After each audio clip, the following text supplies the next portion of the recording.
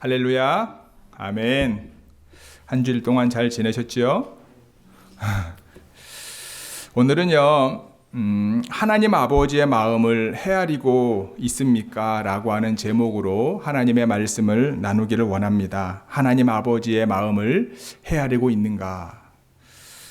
2019년 가을이었던 것 같아요. 제가 온 지 얼마 안 된 2019년 가을에 한국 감리교 본부 교육국에서 한국에 있는 세계 신학교 그 신학교 신학생들 3명씩을 이제 뽑아서 미국에 있는 연합감리교회하고 또는 KMC 교회하고 그다음 미국에 있는 신학교들을 탐방하러 온 적이 있었습니다. 북가주에도 왔었었는데요. 그 당시 이제 제가 재정부장님께 말씀을 드려서 저희 교회도 한번 식사를 대접했으면 좋겠다 그래서 한번 점심을 대접했던 것 같아요. 점심을 먹으면서 이런저런 얘기를 나누었습니다. 그러면서 이제 이 북가주에 있는 목사님들이 함께 모여서 여기는 유명한 샌프란시스코이지만 좀도둑들이 많기 때문에 조심해야 된다고 그런 얘기를 밥 먹으면서 이런저런 얘기를 했었어요. 그리고 난 다음에 이제 그 팀을 픽업한 이제 목사님이 그분들을 데리고 트윈픽하고 그 다음에 피어 39을 이제 관광해주고 하루인가 이틀 있다가 남가주로 내려갔던 것 같아요. 그 다음에 버클리 신학대학교 탐방하고 난 다음에 내려갔던 것 같아요. 근데 트윈픽을 보고서 이제 피어 39을 갔는데 거기서 목사님은 차에 있겠다 그러고 그 팀들한테 이제 가서 사진 찍고 오라고. 그리고 이제 목사님은 이제 차에 앉아 있었는데 이제 한국에서 오신 분들이 목사님 같이 사진 찍자고 뭐 금방 5분 10분이면 찍는데 뭐 굳이 무슨 일 있겠냐고. 그분들을 설득에 못 이겨 이 목사님이 알았다 그러고 이제 차 문 잠가 놓고 가서 사진을 찍고 그다음에 한 1, 20분 있다가 이제 돌아오면서 차의 문을 이제 여는 언락 버튼을 눌렀는데 소리가 이제 이상한 거예요. 그래서 와봤더니 이제 사이드 쪽에 있는 15인승 밴을 렌트를 했었는데 사이드 쪽에 있는 유리창이 깨져 있고 문이 이제 열려 있는 거예요. 뭐 목사님은 그렇게 창문이 깨져 있을 수 있는데 당연히 이분들이 중요한 물품들은 가지고 갔겠거니 생각했는데 따라오던 이제 한국에서 온 팀들이 난리가 난 거예요. 물건들 중요한 것들을 다 두고 간 거예요. 그래서 카메라, 아이패드, 그 다음에 여권, 캐시 다 없어진 거예요. 찾을 수 있을까요? 없었을까요? 네, 거의 불가능하죠. 거의 99.9% 찾을 수가 없잖아요. 다들 이제 포기한 상태에서 어쨌든 여권은 만들어야 되니까 그 당시 그 목사님이 이제 영사관에 아시는 분이 있어서 임시 여권 어떻게 만드는지 확인해 보고 이제 그 다음 스텝을 밟으려고 한참 하고 있는데 그 팀 중에 한 명이 그 아이패드를 이제 할부로 샀기 때문에 앞으로 1년 더 남아서 거기를 이제 GPS 그거를 켜놓은 거예요. 그래가지고 혹시나 해서 가지고 있는 핸드폰으로 이제 위치 추적해서 아이폰 찾기 기능이 있잖아요. 그거를 했더니 그게 깜빡깜빡거리고 그 근처에 있는 게 확인이 된 거예요. 그래서 거기에 이제 경찰들이 많으니까 지나가던 경찰 불러서 상황 설명을 하고 난 다음에 결국은 그 사람을 잡았어요. 잡았고 그 사람 차에 보니까 그 팀 말고 몇 팀의 물건들이 쌓여 있는 거예요. 그래서 경찰에 가서 잃어버린 물건들은 다 찾았다고 하더라고요. 근데 캐시는 이 팀하고 다른 두 팀이 잃어버린 가격이 합계가 안 맞아가지고 그 돈은 이제 돌려줄 수 없고 아마 국고로 환수된 것 같아요. 문제는 여권인 거예요. 왜냐하면 물건들만 빼놓고 여권 들어있는 가방은 버린 거죠. 근데 그 다음날 이제 그 목사님한테 그 영사관 직원의 전화가 온 거예요. 어떤 백인 아저씨가 지나가다가 주워 가지고 보니까 한국 여권이어서 영사관에 와서 그 여권을 주고 갔다는 거예요. 그래서 여권도 찾았다는 거예요. 여러분, 뭔가 중요한 것을 잃어버린 것을 찾을 때의 기쁨은요, 잃어버린 사람만이 압니다. 그리고 어떠한 상황 가운데 그것을 잃어버렸느냐에 따라서 그 찾는 그 기쁨은요 너무나 차원이 달라요. 똑같은 물건을 찾는다 할지라도. 그렇죠? 오늘 우리가 읽은 본문 누가복음 15장 안에는요 3가지 비유가 나옵니다. 1절에서 7절까지는 잃어버린 양을 찾은 목자의 비유가 나오고요. 8절부터 10절까지에는 잃어버린 드라크마를 찾은 여인의 비유가 나옵니다. 그리고 오늘 우리가 읽은 본문 말씀 11절부터 32절까지 말씀에서는 이런 잃어버린 아들을 되찾은 그 아버지의 비유에 대해서 나옵니다. 세 이야기의 공통점은 제가 굳이 말하지 않아도 여러분 아시겠죠. 잃어버린 것을 다시 찾은 기쁨입니다. 우리는 여기서 하나님 아버지의 마음을 알 수 있습니다. 하나님께서는 잃어버린 영혼이 회개하고 하나님께로 돌아올 때 가장 기뻐하십니다. 하나님께서는 잃어버린 영혼들을 찾을 때까지 찾는 것을 절대 포기하지 않습니다. 많은 사람들이 오늘 본문에 나온 비유를 탕자의 비유라고 말합니다. 그러한 내용을 조심스럽게 살펴보면요, 탕자의 비유보다는 어찌 보면 이 본문 말씀의 주인공이 둘째 아들이 아니라 바로 하나님 아버지이심을 우리는 깨닫게 됩니다. 하늘에 계신 하늘 아버지가 오늘 본문 말씀의 주인공이라고 하는 말입니다. 그래서 오늘 우리가 함께 읽은 본문을 통해서 하나님 아버지의 마음을 우리가 다시 한번 깨닫고 그 마음을 붙잡고 살아가는 데 결단하는 저와 여러분 되기를 주님의 이름으로 축복합니다. 첫 번째요, 둘째 아들은 아버지에게 무엇을 요구했습니까? 분깃을 요구했습니다. 우리 12절 말씀 함께 읽겠습니다. 12절 시작. 그 둘째가 아버지에게 말하되 아버지여 재산 중에서 하는지라 아버지가 그 살림을 각각 나누어 주었더니. 아멘. 분깃은 무엇을 말합니까? 아버지가 죽고 난 이후에 자녀들에게 돌아갈 유산을 말합니다. 아버지가 살아계신데 자기의 몫을 요구한다? 이거는 지금도 있어서는 안 될 말이지만 그 당시에 이와 같은 죄는 돌로 맞아도 싼 엄청난 불효의 죄입니다. 그런데 아버지는요, 그 둘째 아들의 요구를 들어주십니다. 그는 아버지로부터 받은 재산을 모아가지고요, 정말로 잘 불려가지고 주식에 투자하든 사업을 하든 잘 했으면 참 좋겠는데 안타깝게도 그 재산을 모아서 다 팔아가지고 먼 나라로 이사를 갑니다. 그리고 본문에 나와 있는 것처럼 허랑방탕하게 그 모든 재산을 사용하다가 낭비하게 되지요. 그리고 아버지로부터 받은 모든 재산을 다 없이 한 후에 그 나라에 흉년이 들게 됩니다. 결국 빈털터리가 되어서 어떤 한 사람이 얹혀 살게 되고 그 사람의 돼지를 치는 일을 하게 되고 심지어 그 돼지가 먹는 음식을 먹을 수조차, 그걸 주는 사람조차 없을 만큼 바닥을 치게 됩니다. 이러한 상황 속에 17절에 보시면 이에 스스로 돌이켜라고 하는 말씀, 그렇죠? 제정신을 차렸을 때는 이제 자신의 상황을 이해한 거죠. 자신이 제정신이 아니었기 때문에 어찌 보면 아버지에게 자신의 몫을 요구했고 아버지로부터 받은 것을 허랑방탕하게 사용할 수 있었습니다. 그리고 이웃 나라에서 바닥을 치고 절망 가운데 있을 때 제정신을 차린 거죠. 둘째 아들은 19절을 통해 이런 말을 합니다. 아버지의 아들이라고 불릴 자격이 없다. 어찌 보면 맞는 거죠. 그렇죠? 우리가 그냥 상식적으로 이해를 해도. 그는 입이 10개라도 할 말이 없었을 겁니다. 유산을 미리 달라고 요구한 것, 받자마자 이웃 나라로 도망간 것, 그리고 모든 재산을 다 낭비한 것. 모두가 다 그의 잘못입니다. 단 한 가지 그가 잘한 것이 있다면 뭐죠? 그가 아버지께로 돌아가기로 결정한 것. 어찌 보면 만일 그가 돌아가지 않았다면 아버지가 그를 이미 용서하시고 기다리고 계시다라고 하는 사실을 알 수가 없었겠죠. 믿음의 성도 여러분, 저와 여러분들은 하나님의 자녀임을 믿으시기를 바랍니다. 이것은 우리의 선택이 아닙니다.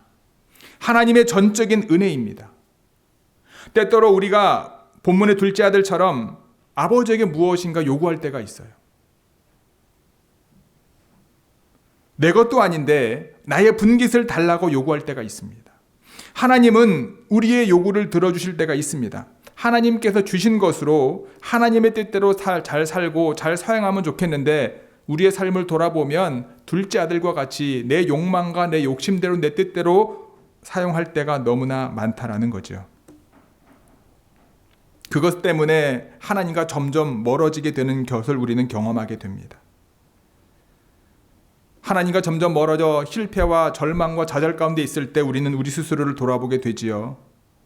여러분, 이때 여러분과 저를 기다리시는 하나님 아버지를 생각하시기 바랍니다. 전도하고 우리가 사람들과 이야기하다 보면 예전에 교회 다녔다가 교회로 못 돌아오시는 분들 중에 어느 한 부분 같은 경우에는 내가 너무 죄를 많이 져서 어떻게 하나님을 별 못목이 없냐, 하나님의 은혜를 경험했던 사람 중에서 교회를 비난하고 목사님들을 비난하고 그리스도를 비난하는 사람들도 분명히 있습니다. 하지만 또 다른 많은 분들은요, 자신이 하나님의 은혜를 알았던 자신이 하나님을 떠나 죄 가운데 있었던 자신의 모습 때문에 도저히 하나님 앞에 나아갈 자신이 없다, 좀 더 나아지면 교회 가겠다라고 말씀하시는 분들이 간혹 있어요. 하지만 여러분, 그 자리에 우리가 가지 말라는 법도 없죠. 어찌 보면 우리가 스스로 깨달아야 될 부분들은 무엇이냐면, 늘 우리 자신을 돌아보고 둘째 아들처럼 멀리 가진 않았다 할지라도 하나님이 주신 것을 가지고 내 뜻대로 사용하다가 넘어졌을 때 늘 하나님께로 돌아올 수 있는 깨달음이 저와 여러분들 가운데 있게 되기를 주님의 이름으로 간절히 축복합니다. 스스로 아버지의 자녀라고 불릴 자격이 없지만, 맞아요, 맞습니다. 우리의 삶의 모습을 보면 저도 마찬가지 목회자이지만 늘 하나님이 원하는 대로 다윗처럼 하나님의 마음에 합한 삶을 살 수 없지만, 우리를 기다리시는 그분께로 늘 돌아갈 수 있는 믿음의 결단과 그 하나님 아버지의 마음을 늘 기억하시는 저와 여러분 모두가 되기를 주님의 이름으로 축복합니다. 두 번째는요, 첫 번째 아들은 아버지의 마음에는 관심이 없었습니다. 우리 28절부터 30절까지 말씀 함께 읽겠습니다. 시작. 그가 노하여 들어가고자 하지 아니하거늘 아버지가 나와서 권한대 아버지께 대답하여 이르되 내가 여러 해 아버지를 섬겨 명을 어김이 없거늘 내게는 염소 새끼라도 주어 나와 내 벗으로 즐기게 하신 일이 없더니 아버지의 살림을 창녀들과 함께 삼켜버린 이 아들이 돌아오매 이를 위하여 살진 송아리를 잡으셨나이다. 아멘. 첫째 아들은 집을 떠나지 않았습니다. 아버지 옆에서 열심히 아버지를 도왔습니다. 하지만 그는 아버지의 마음에는 관심이 없었습니다. 그가 말했던 동생에 대한 멸시나 아버지에 대한 불평을 우리는 이해할 수 있어요. 당연합니다. 논리적입니다. 맞습니다. 우리가 완전한 사람이 아니기 때문에 동생처럼 동생을 비난할 수도 있어요. 동생을 받아들이기 전에 훈계하고 동생에게 자신을 돌아보고 회개할 시간을 준 다음에 받아들여야 된다라고 큰아들에게 먼저 얘기했으면 좋았을 것이라고 하는 아쉬움과 서운함 표현할 수도 있었을 겁니다. 아버지가 동생에 대하여 자신과 먼저 이야기를 하고 난 다음에 받아들일 준비를 하고 기준을 정해야 된다라고도 볼 수 있습니다. 하지만 그는 자신의 생각으로 아버지를 판단했고요. 자신의 생각으로 자신의 동생을 판단하면서 자신의 의로움을 드러냈던 겁니다. 이 모습은 당시 종교인들의 태도와 매우 닮았습니다. 무엇보다 맏아들은 아버지의 마음을 조금도 헤아릴 수 없었다라는 거예요. 집 나간 둘째 아들이 돌아오기만을 기다리는 안타까움과 살아 돌아온 자식으로 인해 기뻐하는 아버지의 감격을 절대 공감하지 못하고 있었다라는 거예요. 그는 집에 남아 있었지만 사실은 그가 동생보다 더 아버지에게서 멀리 소외되었을 수도 있었다. 둘째 아들은 자신의 삶을 통해 무엇을 깨달았습니까? 자신의 스스로의 모습을 깨달았습니다. 내가 있어야 될 곳이 어딘지 깨달았습니다. 그 자신의 상태를 믿음의 수준을 알았어요. 하지만 첫째 아들은 자신의 진짜 상태를 깨닫지 못합니다. 비록 아버지 옆에 있지만 영적인 눈은 멀어 있었고 자신의 마음속에는 자신의 욕심이 가득 차 있었던 거죠. 자신의 의가 가득 차 있었던 거죠. 첫째 아들은 이와 같은 분노와 우월감으로 다른 사람을 정죄하는 모습을 우리에게 보여주고 있다. 예수님께서는요, 첫째 아들이 아버지와 멀어진 상태에서, 예를 들면 그 이후에 그 집주인이 첫째 아들을 잘 구슬려서 같이 잔치에 참여했다는 내용이 없어요. 어찌 보면 그 이야기의 끝을 맺지 않은 상태에서 이야기를 마무리합니다. 첫째 아들이 아버지와 멀어진 상태에서 이야기를 끝냅니다. 방탕한 생활을 했던 자는 구원받았지만 강직한 믿음의 소유자는 여전히 잃어버린 채로 지금 남아있는 거예요. 그래서 이 이야기를 듣고 있었던 바리새인들이 너무 황당해서 예수님을 더 잡아서 십자가에 못 박고자 하는 그들의 의지가 강해졌음은 분명한 사실입니다. 첫째 아들과 아버지 사이를 막고 있었던 것은요, 어찌 보면 우리가 생각하는 죄는 아닙니다. 어찌 보면 그가 가지고 있었던 도덕적인 교만함이겠죠. 교만도 죄가 될 수 있지만 믿음이 있는 사람들은요, 대개 매우 열심히 신앙생활을 합니다. 하지만 이들의 신앙을 통해 가지고 하나님의 뜻을 이루기를 원하기보다 자신의 뜻과 자신의 계획을 이루기를 원하는 모습이 너무나 많다는 거예요. 기도하면서도 하나님의 뜻이 이루어지기를 기도하지 않고 내 뜻이 이루어지기를 기도하고요. 믿음의 공동체 안에서도 하나님이 원하시는 것이 무엇인지 묻기 이전에 내가 경험했던 것, 내 생각에 맞는 모습을 찾고 쫓아가려고 하는 모습이 많다는 거예요. 자신들의 도덕적 신앙 행위에 대해서 하나님은 반드시 응답해야 된다라고, 보상해야 된다라고 그들은 생각하고 있는 경우가 많다는 거예요. 또 그들의 어떤 보상을 받기 위해서 철저한 신앙생활을 걸어갔던 것이 사실입니다. 이 이야기의 결말에서 첫째 아들은 여러분 잔치에 참여함으로써 진실로 아버지와 함께 기뻐할 수 있는 기회를 제공받았습니다. 그러나 첫째 아들은 그 기회를 거절합니다. 그의 분노에 찬 거절을 통해 그의 마음 상태를 알 수 있죠. 그에게는 아버지의 생각이 중요하지 않습니다. 자신의 느낌과 자신의 감정이 더 중요했던 거죠. 유대인 사회에서는 여러분 인사이더와 아웃사이더가 있었다고 합니다. 지금도 우리가 인싸, 아싸 얘기하지 않습니까? 인사는 어떤 사람들 얘기할까요? 율법을 잘 지키는 사람들, 바리새인들이나 서기관들, 장로들이나 종교 지도자들을 말하는 거겠죠. 반대로 유대인 사회에서 아싸는 누구예요? 율법을 지키지 않는 사람들, 죄인과 세리들입니다. 죄인으로 불려지기 때문에 비난을 받게 된 이유는요, 율법을 지키지 않았기 때문에 그렇습니다. 근데 우리가 알고 있는 것처럼 고의로 율법을 지키지 않는 사람은 그런 비난을 받는 것이 어찌 보면 맞는 것 같아요. 그런데 지금도 마찬가지지만 율법을 지키기를 원해도 여러 가지 상황 때문에 지킬 수 없는 사람들이 있지 않습니까? 그들조차도 모두가 다 죄인이요, 그들도 모두가 다 율법을 지키지 않은 자로 매도되었다라고 하는 사실이에요. 안식일에 일하지 않고도 살아갈 수 없을 만큼 가난해서 지킬 수 없는 사람들이 분명히 있었는데도 불구하고 그들도 다 죄인 취급했다라는 거예요.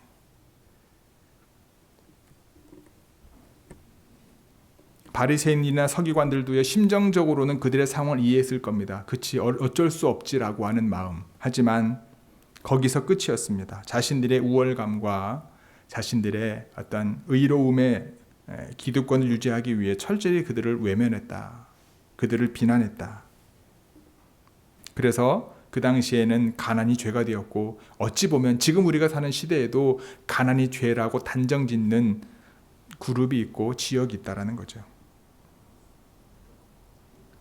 더 안타까운 것은 예수 그리스도로 말미암아, 그리고 우리가 살고 있는 이 시대에 죄인에서 벗어날 수 있는 복음의 시대에, 은혜의 시대가 열렸음에도 불구하고 바리새인들이나 서기관들은 그걸 기뻐하지 않았다. 오히려 그것을 회방하고 있다는 거죠. 이유는 간단합니다. 자신들의 신앙의 우월감을 계속해서 유지하기 위해서. 여러분, 우리가 죄인 되었을 때에 우리를 구원하셔서 하나님의 자녀 삼아주신 그 은혜를 잊지 말아야 됩니다. 우리는 모두 빈손으로 이 땅에 왔어요. 우리를 구원해 주신 하나님께서 우리에게 필요한 것들을 채워주셨습니다. 우리가 가지고 있는 모든 것은 하나님께서 주신 것입니다. 우리를 사랑하셔서 주신 것이고요, 이웃을 사랑하라고 주신 것입니다. 나를 향하셨던 하나님의 마음으로 우리 주변의 이웃을 바라보시며 그들에게 하나님의 사랑과 은혜를 흘려보낼 수 있는 좋은 교회 모든 성도 여러분들이 되시기를 주님의 이름으로 축복합니다. 세 번째는요, 아버지는 두 아들이 함께 잔치에 참여하는 것을 원하셨습니다. 우리 31, 32절 함께 읽겠습니다. 시작. 아버지가 이르되 예, 너는 항상 나와 함께 있으니 내 것이 다 내 것이로 돼. 이 내 동생은 죽었다가 살아났으며 내가 잃었다가 얻었기로 우리가 즐거워하고 기뻐하는 것이 마땅하다 하니라. 아멘. 우리가 믿고 있는 복음은 우리에게 무엇을 말해주고 있습니까? 복음에 의하면 모든 사람이 죄인이다. 모든 사람은 하나님의 사랑을 받았다. 그렇죠? 그 사랑 때문에 우리는 하나님께 초대되었다. 하지만 첫째 아들은 복음과 다른 생각을 가지고 있었어요. 세상을 둘로 나누었습니다. 자신과 같은 사람은 인정받아야 된다라고 생각했습니다. 그리고 자신이 생각하기에 죄인은 벌을 받아야 된다라고 생각했던 거죠. 둘째 아들도 같은 생각을 하고 있었을 것이라 생각할 수 있습니다. 그가 아버지 집에 돌아올 때 뭐라고 이야기합니까? 자신이 더 이상 아버지의 아들이 아니라고 생각했어요. 그는 아버지의 종들 중에 하나라고 생각하며 아버지께로 돌아왔습니다. 하지만 예수님께서는요, 겸손한 자는 인정받고 교만한 자는 쫓아낸다라고 분명하게 말씀하고 있습니다. 하나님께서는 작은 아들과 큰 아들을 포함한 모두를 위하여 독생자 예수님을 이 땅에 보내주셨음을 믿으시기 바랍니다. 죄인으로부터 벗어날 수 있는 기회를 모든 사람에게 주셨다라는 거예요. 하나님의 자녀임을 깨닫게 할 수 있는 그 은혜를 모든 사람에게 주셨다라고 하는 겁니다. 그런데 한 영혼이라도 더 돌아오기를 기다리시며 환대하시는 하나님 아버지의 마음을 살피지를 못한 채 자기 자신과 자신의 몫을 지켜내기 위해 형제를 향해 아버지의 살림을 원하는 대로 사용했던, 그래 죄인이라고 비난했던 큰아들의 모습 속에서 우리는 우리 자신의 모습을 발견하게 됩니다. 우리 팬데믹 기간에 여러 가지 많은 일들이 우리 삶 가운데 있었잖아요. 그러면서 여러분 열심히 신앙생활 우리가 볼 때 한 사람도 있고 그러지 못한 분들도 나름 있을 거예요. 상황 때문에, 여건 때문에. 근데 우리가 서로 믿음 안에서 품고 안고 주의 은혜와 사랑으로 함께 할 수 있으면 좋은데 서로를 바라볼 때 그런 모습이 있었잖아요. 초창기에 그랬던 모습들이 있었던 것 같아요. 그래서 현장 예배를 들어야 되냐 말아야 되느냐, 교회 오는 사람과 오지 못하시는 분들, 여러 가지 많은 이야기들과 상황성들이 우리 안에 있었습니다. 하지만 그것은 비난의 상황이 아니었던 거죠. 어찌 보면 교회에 온 사람은 믿음이 좋은 사람이고 교회에 오지 않은 사람 믿음이 안 좋은 사람입니까? 그게 아니었잖아요. 근데 그러한 모습이 솔직히 있었다라는 거예요. 어찌 보면 큰아들의 모습이 우리 가운데 있었을 수 있다라는 거고, 우리가 신앙생활하면서 내가 더욱더 열심히 할 때마다 이와 같은 유혹에 빠질 수밖에 없다라고 하는 사실이 있다라는 거죠. 근데 여러분, 오늘 본문에서 우리는 아버지라고 하는 단어를 20번이나 찾을 수 있습니다. 저를 포함한 대부분의 사람들이 온통 자기에게 돌아올 분깃에만 관심이 있어서 내가 열심히 일한 만큼 무엇인가 받기를 원합니다. 사실이죠. 저울 양쪽에 둘째 아들과 큰 아들을 놓고 저울질하게 바빠 보입니다. 우리는 아들을 잃어버린 아버지의 슬픔, 잃어버린 아들을 찾은 아버지의 기쁨에는요, 별다른 관심을 갖고 있지 않습니다.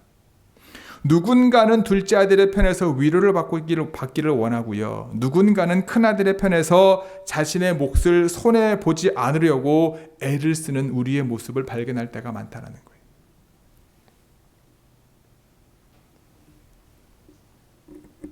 벤 후퍼라고 하는 1957년에 돌아가신 테네스 주 주지사를 지내신 2번이나 역임하신 분이 있습니다. 이 벤 후퍼라고 하는 사람이요, 미혼모로 출생해가지고 아버지가 누구인지 모르는 상황에서 성장을 합니다. 당연히 그것 때문에 주변들로부터 왕따를 당하게 됩니다. 그리고 그런 상황 때문에 열등의식에 사로잡혀 살 수밖에 없어요. 아무런 소망 없이 살아갑니다. 하지만 그가 12살 되었을 때에 마을에 있는 교회에 새로운 담임 목사님이 부임했었다고 합니다. 소문을 들으니 이 새 목사님은 돈이나 지위나 겉모습으로 사람을 차별하지 않고 늘 칭찬과 격려를 아끼지 않는다는 것을 듣게 됩니다. 당연한 건데, 그렇죠? 손가락질 받을까 봐 교회에 가지 못했던 벤 후퍼는 교회에 가보고 싶었습니다. 그런데 사람들이 말을 걸까 봐서, 자신 아는 사람들이 비난할까 봐 교회에 갔다가 예배 끝나기 전에, 블레싱하기 전에 얼른 빠져나왔었다고 합니다. 근데 어느 날 예배 드리는데 말씀이 너무나 좋아서 미리 나오는 거를 깜빡 잊었다고 그래요. 그래서 예배 끝난 다음에 다른 사람들 틈에 있어 겨우 예배당을 빠져나려고 하는데 담임 목사님이 자신을 보고 불러 세웠다고 합니다. 그러면서 묻는 거예요. 얘 너는 누구니? 누구 아들이니? 네 아버지가 누구니? 라고 물은 거예요. 교인들이 순간 난처해하고 당황스러워합니다. 아무 말도 못합니다. 그 자신도 당황해서 얼굴이 빨개지며 땀만 흘리고 서 있었다고 합니다. 그런데 목사님이 계속해서 묻는 거예요. 야, 너 생김새를 자세히 보니까 누구 아들인지 알겠어? 이 말을 들은 교인들은 더 당황스러워합니다. 담임 목사님은 아랑곳하지 않고, 그래, 내가 네 얼굴을 보니까 너는 하나님의 아들이다. 내 아버지는 하나님이야. 이 벤 후퍼는요, 당황하고 뛰어 도망갑니다. 얼마나 부끄러웠는지 도망갑니다. 그런데 담임 목사님은 뛰어가는 벤 후퍼를 뒤에 대고 큰 소리로 이야기합니다. 얘야, 너의 아버지는 하나님이야. 너는 하나님의 아들이니까 너는 훌륭한 사람이 될 거야. 라고 그렇게 이야기했다고 합니다. 나중에 벤 후퍼라고 하는 이분이 자라서 어떻게 이런 어려운 환경에서 극복하고 성공하고 주지사까지 될 수 있었습니까? 라고 물어요, 기자가. 그때 이런 얘기합니다. 벤 후퍼가. 나는 아버지를 모르고 자란 불행한 아이였습니다. 나에게는 아무런 소망이 없었습니다. 그런데 내가 12살 되던 해에 우리 마을의 목사님이 나에게 하는 말이 너는 하나님의 아들이다. 내 아버지는 하나님이시다. 라는 말을 듣는 순간 테네스주의 주지사가 태어난 날이 된 것입니다. 라는 고백을 리포터한테 했다고 합니다. 좋은 교회 성도 여러분, 집 나간 아들이 돌아와서 용서를 구하기 전에 아버지는 이미 그를 용서하셨습니다. 돌이켜서 나아오는 사람만이 하나님의 용서를 확인할 수 있고 용서의 그 잔치에 참여할 수 있습니다. 마다들의 가장 큰 실수는 뭐냐? 이와 같은 아버지의 마음을 조금도 이해하지 못했던 겁니다. 어떤 이유로든 하나님 아버지의 용서에 동참하지 않는 사람은 천국 잔치의 즐거움에 참여하기 쉽지 않습니다. 아버지께서는 악한 사람에게나 선한 사람에게나 똑같은 은혜를 베풀어 주십니다. 똑같은 해를 주시고요. 똑같은 비를 주십니다. 이 세상에서 하나님의 구원이 필요하지 않은 사람은 아무도 없습니다. 하나님의 곁을 멀리 떠난 사람이나 하나님 가까이에 있는 것처럼 보여있는 남아있는 사람이나 모두에게 하나님의 구원은 필요합니다. 하나님의 나라는 이 세상 사람들이 다 들어갈 수 있을 만큼 크고 넓습니다. 굳이 말하자면 그곳에 죄인 용서받아 들어온다고 해서 내 자리가 없어지는 것이 아니란 말입니다. 내가 받을 복이 줄어드는 것도 아니고요. 기뻐하는 사람과 함께 기뻐하는 것이 하나님의 자녀로 당연한 일임을 기억하시기 바랍니다. 이번 주는 2022년 사순절 4번째 주간입니다. 우리의 모습을 돌아보는 한 주간이 되기를 소원합니다. 하나님 아버지의 마음을 다시 한번 되새기시기 바랍니다.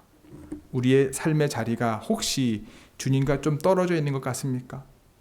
다시 주님께로 돌아올 수 있는 저와 여러분들이 되기를 원하고요. 주님 곁에 있지만 주님의 마음을 헤아릴 수 있는 여유가 없습니까? 다시 한번 주님의 마음을 헤아릴 수 있는 저와 여러분들이 되시기를 원하고요.